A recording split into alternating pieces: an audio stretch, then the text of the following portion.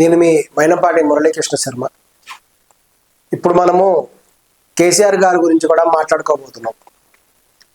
కేసీఆర్ గారి గురించి కూడా మనం చెప్పుకోవాలంటే ఏంటంటే, తెలంగాణకి జాతి పిత కేసీఆర్ గారు. ఈ విధమైనటువంటి అభిప్రాయం కూడా ప్రజల్లో కూడా అందరిలో కూడా ఉంది. ఎందుకంటే ఈ యొక్క తెలంగాణ రాష్ట్రం అనేటువంటిది కూడా తెచ్చిందే ఈ యొక్క కేసీఆర్ గారు. అంతకుముందు కొంతమంది ఎంతో కూడా ఉద్యమాలు చేసినప్పుడు కూడా రాష్ట్రాన్ని సాధించలేకపోయారు. కానీ కేసీఆర్ గారు ఎంతో ఉద్యమం చేసి తన యొక్క ప్రాణత్యాగం చేసేటువంటి పరిస్థితి కూడా వచ్చినా కూడా వెనకబడకుండా ఉద్యమాలు కూడా చేసి ఎంతో పోరాటం చేసే అందరినీ కూడా తన మాట మీద వచ్చేట్టుగా చేసుకొని ఈ యొక్క తెలంగాణ రాష్ట్రాన్ని కూడా ఆయన సాధించారు. ఈ యొక్క సెంట్రల్ గవర్నమెంట్ వారు కూడా ఈ యొక్క కేసీఆర్ గారి ఉద్యమాన్ని బట్టి ఆయనకు కూడా ఇవ్వటం జరిగింది. ఈ యొక్క తెలంగాణ రాష్ట్రం వచ్చిన తర్వాత సహజంగానే జాతిపిత స్థాయి వచ్చినటువంటి కేసీఆర్ గారు ముఖ్యమంత్రి అయ్యారు. ఆ సమయంలో మనం జాగ్రత్తగా గమనిస్తే ఆయన జాతకం చాలా విశేషమైనటువంటి స్థాయిలో కూడా ఉంది. ఉండటం వల్ల ఆయన తప్పనిసరిగా రాజయోగం ఉండటం వల్లే ఆయన తెలంగాణకు రాజులాగా ముఖ్యమంత్రి కూడా అయిపోయారు. ఈ విధంగా మంచి పరిపాలన కూడా చేయాలి అనేటువంటి ఉద్దేశం కూడా ఈ యొక్క కేసీఆర్ గారిలో ఉండే.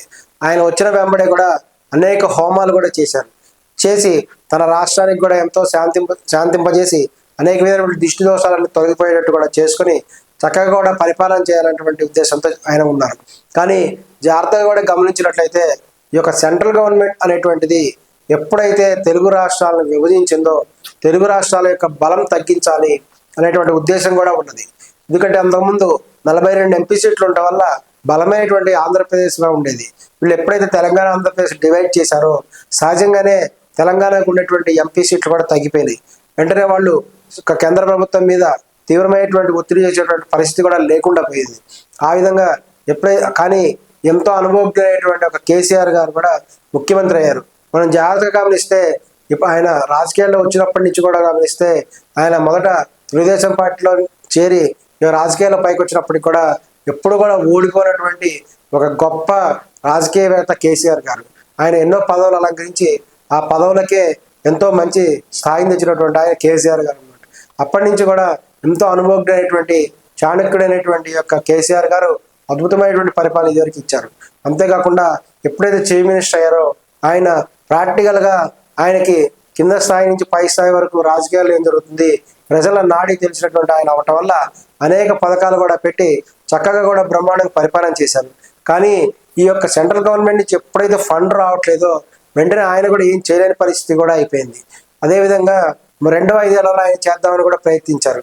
ఆ విధంగా అప్పుడు కూడా ఆయన యొక్క గ్రహస్థితి అన్ని కూడా బాగానే ఉండటం వల్ల ఆయన చాలా అన్ని కూడా గమనించుకుంటూ బ్రాహ్మణ వర్గాలకు అవసరమైనటువంటి పూజలు కూడా చేపిస్తూ ఆయన చక్కగా కూడా పరిపాలన కూడా చేస్తూ ఉన్నారు. చేసినప్పటికి కూడా ఆయన మీద విపరీతమైనటువంటి నరఘోష అనేటువంటిది కూడా వచ్చింది. ఈ యొక్క నరఘోష వచ్చి విపరీతమైన నరదృష్టి కూడా కేసీఆర్ గారి మీద తగలడం జరిగింది. ఈ గారికి గమనిస్తే కొంతమంది అసూయపరులు కూడా ఆయన మీద కూడా దుష్ప్రచారం కూడా విపరీతంగా చేశారు. ఉదాహరణకి ఆయన దళిత బంధు అనేటువంటి ఒక పథకం ప్రవేశపెట్టారు. ఈ యొక్క దళిత బంధు అనే పథకం వల్ల ఈయన కేసీఆర్ గారు నాన్ దళితులందరికీ కూడా ఒక శత్రువులాగా కూడా ఆయన మీద దుష్ప్రచారం కూడా చేయటం జరిగింది. ఇక దళితులు నాన్ దళితులు అనేటువంటి 2 వర్గాలుగా చీలిపోయారు. వాళ్ళందరూ కూడా సహజంగానే ఆయనకు వ్యతిరేకంగా కూడా ఓటు వేయడం జరిగింది. విపరీతమైనటువంటి దుష్ప్రచారము దిష్టి కూడా ఆయన మీద తగలటం వల్లే ఆయన కూడా చాలా కూడా ఇబ్బంది పడ్డారు. కానీ తన మీద ఎవరు ఎంత ప్రచారం చేసినప్పటికి కూడా ఆయన ఎంతో చిరునవ్వుతో కూడా వీళ్ళంతా మన తెలంగాణ ప్రజలే అనేటువంటి ఉద్దేశంతో కూడా వాళ్ళందరినీ ఒక తండ్రి తన పిల్లల్ని ఎలా క్షమిస్తాడో ఆ విధంగా కూడా ఆయన క్షమించడం జరిగింది. క్యూ న్యూస్ తీర్మానం వంటి వారు అనేక విధాలు కూడా ఆయన్ని విమర్శించినప్పటికి కూడా అతని మీద వారు ఎటువంటివి కూడా చేయలేదు. ఎంతో ఓపికతో వాళ్ళని చాలా కాలం ఉపేక్షించారు. ఈ విధంగా ఇటువంటి చెడు ప్రచారం చేయడం ద్వారా ఆయనకి సహజంగానే కొంత చెడు ప్రచారం జరిగి కొంత శాతం ఓటు బ్యాంక్ కూడా తగ్గింది. అదేవిధంగా చివరిలో వచ్చేటువంటి బరిలెక్క వంటి వారు వాళ్ళకి అసలు ఏమీ తెలియకుండా కేవలం నిరుద్యోగ సమస్య అనేటువంటి టాపిక్ కూడా పైకెత్తి అక్కడ వాస్తవంగా ఈ యొక్క ఉద్యోగ రిక్రూట్మెంట్ ఎలా ఉంటుంది ఆ ప్రొసీజర్ ఏంటి అనేటువంటిది వీళ్ళకి తెలియకుండా ఇష్టం వచ్చినట్టు కూడా మాట్లాడేసి నిర్లక్ష్య స్వభావంతో మాట్లాడటం వల్ల ఈ యొక్క చదువుకోవడం కంటే బర్రెలు పెంచుకోవటం వేరు అనేటువంటి కామెంట్స్ చేయటం వల్ల అవి తీవ్రంగానే ఎఫెక్ట్ అయి చివరి స్థాయిలో ఈ కొన్ని శాతం ఓట్ల వల్ల తేడాతో కూడా కేసీఆర్ గారు కూడా ఓడిపోయారు. ఓడిపోయినప్పటికి కూడా ఆయన తన యొక్క గృహంలో కూడా చక్కగా కూడా అనేకమైనటువంటి పూజలు కూడా చేయిస్తూ మరలా తిరిగి గెలవడానికి కూడా ఎంతో ప్రయత్నం కూడా చేస్తున్నారు. జాగ్రత్తగా గమనిస్తే కవితను గారిని అరెస్ట్ చేశారు. అదేవిధంగా కేటీఆర్ గారిని కూడా ఆయన మీద కూడా కొన్ని కేసులు వచ్చి అరెస్ట్ చేయడానికి కూడా ఈ యొక్క రంగం కూడా సిద్ధమైంది.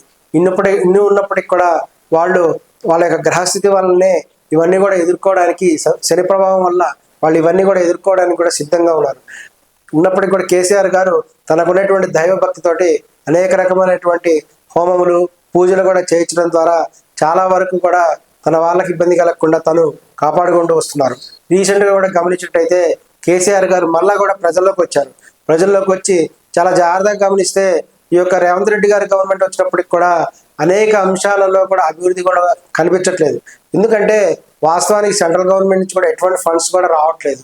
ఆ స్థాయిలో రావటం వల్ల మొన్న రీసెంట్గా వచ్చిన బడ్జెట్ చూస్తే ఏ ఫండ్స్ కూడా రావట్లేదు. ఈ విధమైనటువంటి వివక్షత కూడా తీవ్రంగా కూడా కనిపిస్తున్నది.